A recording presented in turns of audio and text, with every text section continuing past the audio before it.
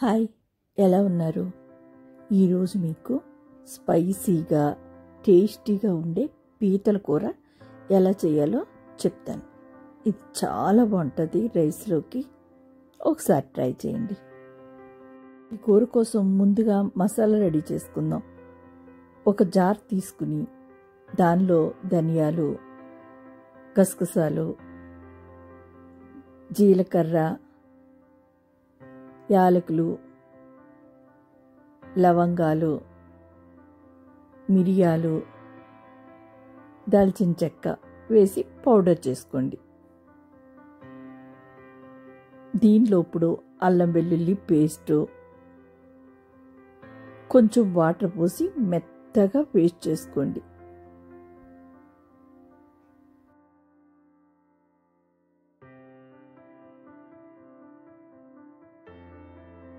మనం ముందుగా పీతలు క్లీన్ చేసి పెట్టుకుని ఉంచుకోవాలి.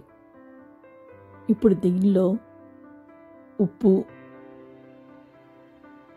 మనం రుబ్బుకున్న మసాలా,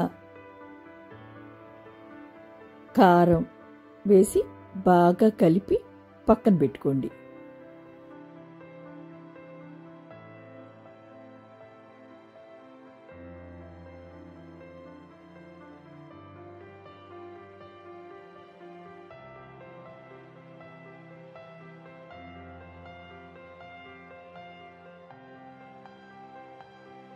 ఇప్పుడు కడాయిలో ఆయిల్ పోసి వేడెక్కిన తర్వాత కరివేపాకు వేసి కొంచెం వేగనివ్వండి.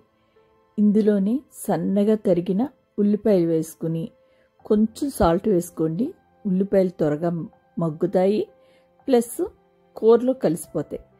పచ్చిమిరపకాయలు వేసి మంచిగా ఎర్రగా వేపుకోండి.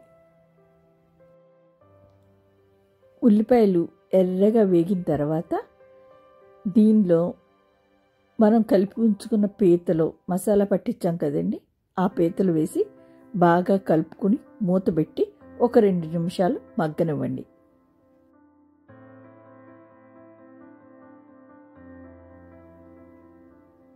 ఇప్పుడు దీనిలో మనం టమాటాలను పేస్ట్ చేసి ఆ పేస్ట్ వేయండి.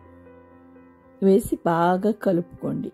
కలిపి మూత పెట్టి ఒక 5 నిమిషాలు బాగా మగ్గనివ్వండి.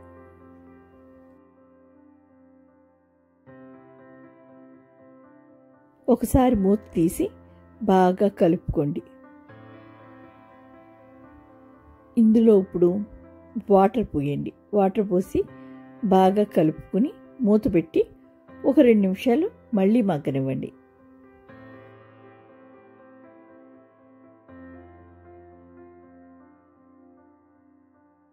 చూడండి, మన పీతలు బాగా మగ్గిపోయాయి. ఇప్పుడు ఇందులో చింతపండు రసం పోసుకుందాం. పీతలకి చింతపండు రసం కంపల్సరీ అండి. మనం చేపల కూరలో ఏ విధంగా చింతపండు రసం వేస్తామో ఇందులో కూడా అలా వేయవలసిందే. చూడండి, మన పీతల కూర ఆల్మోస్ట్ అలా అయిపోయింది. ఇందులో కొత్తిమీర వేసి ఇంకొంచెంసేపు మగ్గనిచ్చేస్తే మన పీతల కూర పూర్తిగా ఉడికిపోయినట్టే.